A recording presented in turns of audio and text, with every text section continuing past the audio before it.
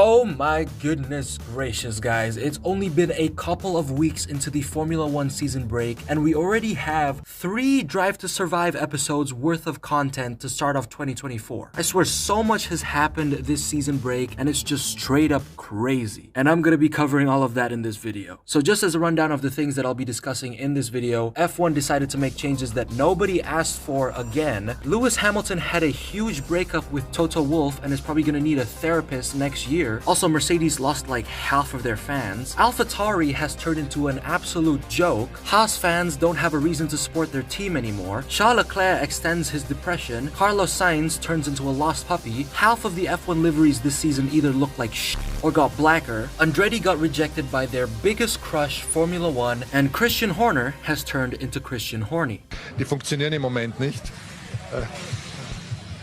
That's harassment. Now, I kinda didn't want to make this video since F1 news content is kind of tiring to me. I mean, like, there's like 15 other guys uploading every day about the latest F1 content. So it's kind of like, oh shoot, you know, Lewis moved to Ferrari. Like, the moment I made one community post about it, 10 other guys already made a video about the entire situation, yapping for almost 20 minutes straight. Like, what the fuck? No, it cannot be, Ricky. Do I deserve to be out of the points? No. No, yeah. It's unacceptable. So I was really opposed to the idea of talking about F1 news content, despite many of you guys telling me to. But it's not until I saw clickbait channels literally milking the ever-living shit out of the most basic F1 news that you can read over an article. Like, how do you even come up with that much to talk about? So here I am today to give you guys a straight-to-the-point, no BS, personal insight, and very unfunny commentary on all the F1 season break drama in one video. One of the most famous team principals in the pit lane, Gunther Steiner, has left his role with the Haas team. Andretti Motorsport not deemed fit to join the grid. And now we're going to Madrid from 2026. Lewis Hamilton is going to be leaving Mercedes and joining Ferrari. After allegations of inappropriate behaviour were made against Christian Horner, of course the team principal of the company's Formula 1 team. He does not fox smash my door. Alright, so the first drama is Gunther Steiner leaving Haas. Now, my reaction to this information was just straight up this. Gunther Steiner has left his role with the Haas team. I was bummed out, of course. I mean, Gunther is probably one of the most unique team principals out there on the grid, with a personality so strong that he literally carried Drive to Survive. Crafty, do they still employ you? Do they do employ me? Do they still employ you? Just. I mean, this man is just too hilarious that half of Haas's fans support the team just because of him. At the same time though, the decision made by Gene Haas was mainly because he didn't want to be 10th on the grid anymore. Now, we haven't seen how Haas's new team principal has performed this year, but if we're being dead ass honest here, like, Haas is still gonna be the backmarker of backmarkers. Like, their 2024 car is either gonna be a surprise of performance or the biggest shitbox of all time. If that's so, then Haas is still gonna be 10th on the grid, but this time have 50% less of a fan base. Oh, Charles Leclerc, the man on pole, has gone into the barriers. Moving on, we have street circuits, which are honestly just getting way out of hand. Like, I swear, Liberty Media is not even trying to hide the fact that they prioritize money over fans at this point. So this spiral of drama between fans and F1 started with the introduction of the Madrid GP, which will replace Barcelona as the host of the Spanish Grand Prix from 2026. Now, I personally don't have anything against street circuits, but the fact that F1 is adding more and more of them over the years, F1 is just gonna start turning into Formula E at this point.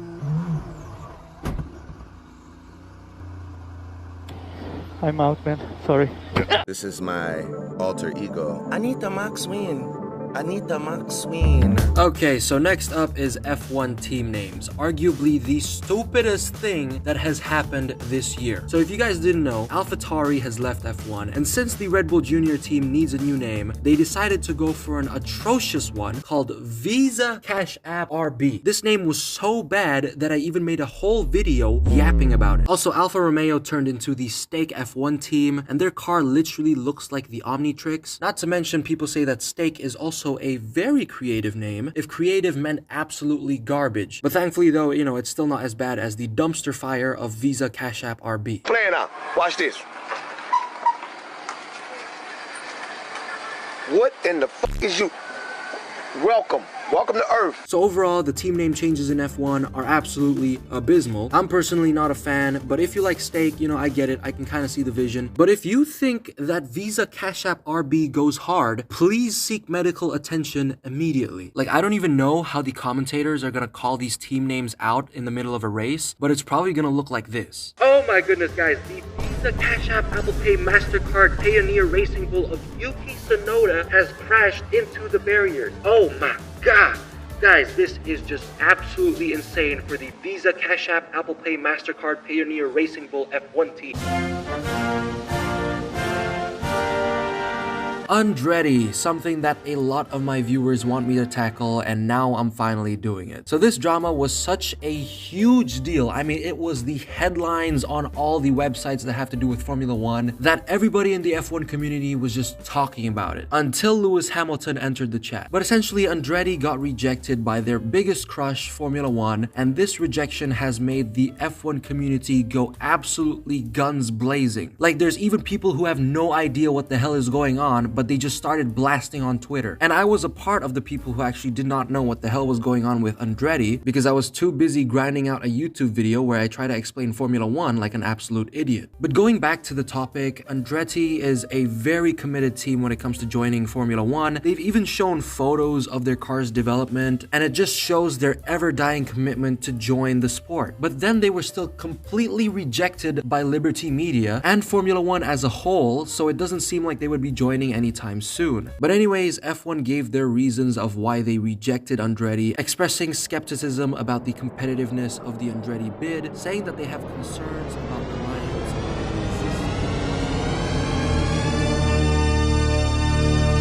on. Alright guys, we're finally here in the bombshell that you guys were all waiting for. Lewis Hamilton is going to Ferrari in 2025. Holy shit!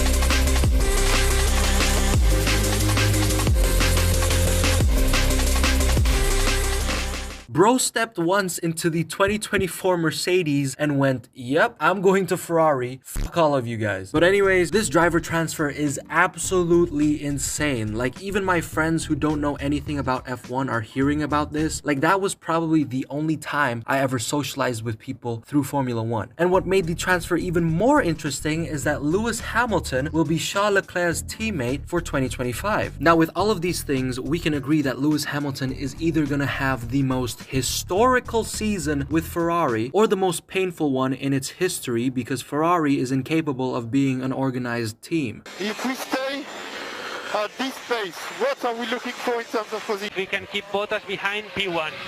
Obviously, because you're leading the race. Now, a lot of people have been saying that this Ferrari move does not make any sense at all. Like, Lewis has all of the options in the world and he chose the team that makes their drivers depressed. You better win! Win out! But you know guys, in my very humble and very intellectual personal opinion, Lewis Hamilton choosing Ferrari is probably the smartest thing that he can do. I mean, sure, you know, Ferrari makes their drivers unbearably depressed. They edge them of a championship that they know they're never gonna get. Half of the people in their strategy team are probably from a mental hospital. Their engineers have a crippling addiction of checking things, and Lewis might suffer through huge hair loss when driving for the Scuderia. But just take the time to think about it. You know, if Lewis Hamilton manages to go through all of that, including the hair loss, and still snatch a championship for Ferrari, that is something more unbelievable than Nikita Mazepin finally not crashing in a race.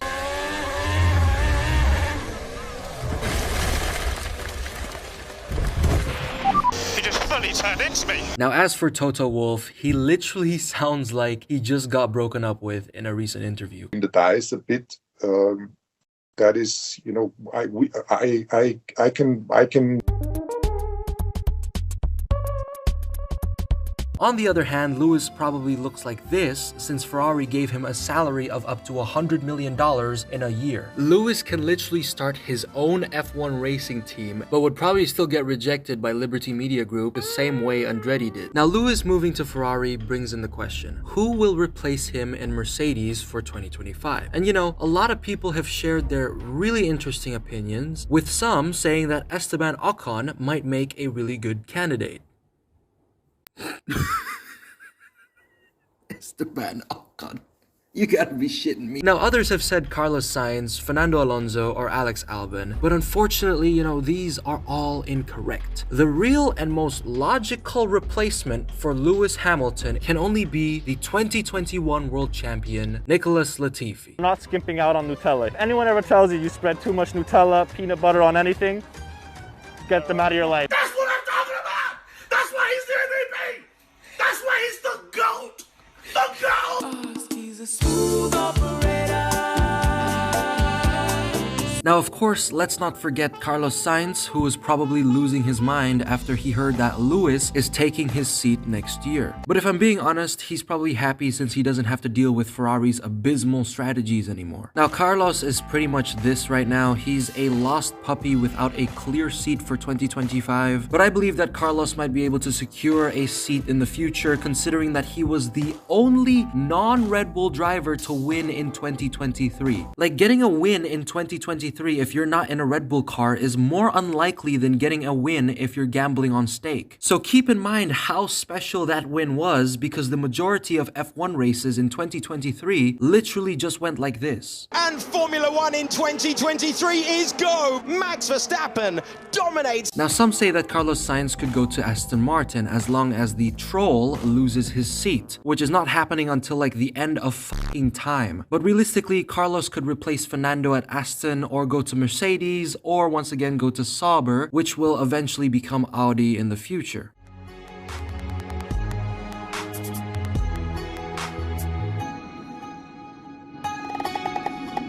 Charles Leclerc wins the Bahrain Grand Prix!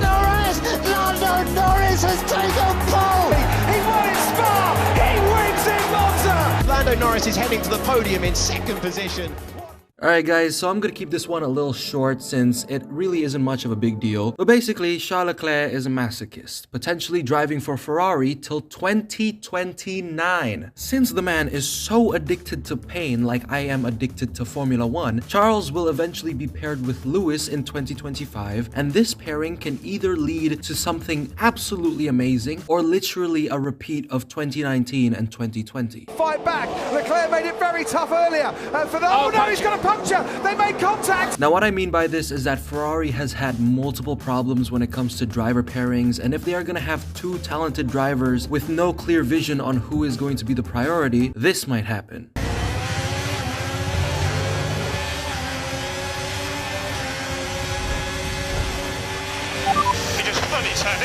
Now, of course, let's not forget the fact that Charles isn't the only person who has been extending his contracts. Lando Norris has also extended his contract with McLaren, where he's probably gonna race 200 more times and still not get a win. Change your car. You've got a problem. Change your f***ing car. Now, as I said at the start, in recent news, Christian Horner has turned into Christian Horny. So Mr. Horny over here has been accused of inappropriate behavior by a female colleague. In other words, probably sending a picture of his RB20 to a fellow employee.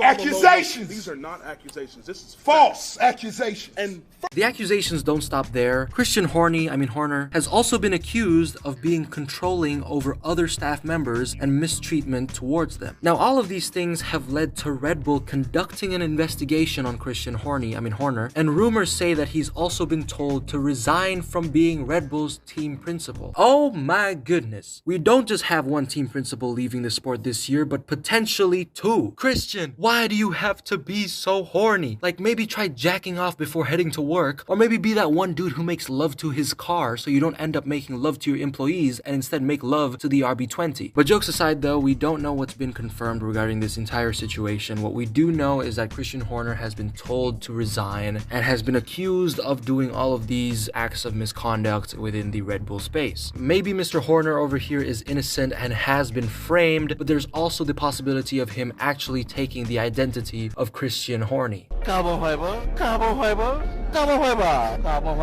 It's official, guys. It's not just F1 team names that are ruined, but liveries as well. And if you still don't know what the hell is going on, here's a quick rundown. Black. It is black. God. Both of them. Sick. It's black. Yes, chef. Oh my god! Like, you know these teams messed up if the only team that got the paint job right so far is only Visa Cash App RB. Now, a lot of people were bummed out when Haas unveiled their car, you know, it was pitch black, and even more when the Stake F1 team did. But then we were suddenly blessed with the camo pink sneak peek from Alpine. Surely they are taking a step in the right direction. But this is Alpine, guys. They'll find a way to mess it up. They found a way to mess it up.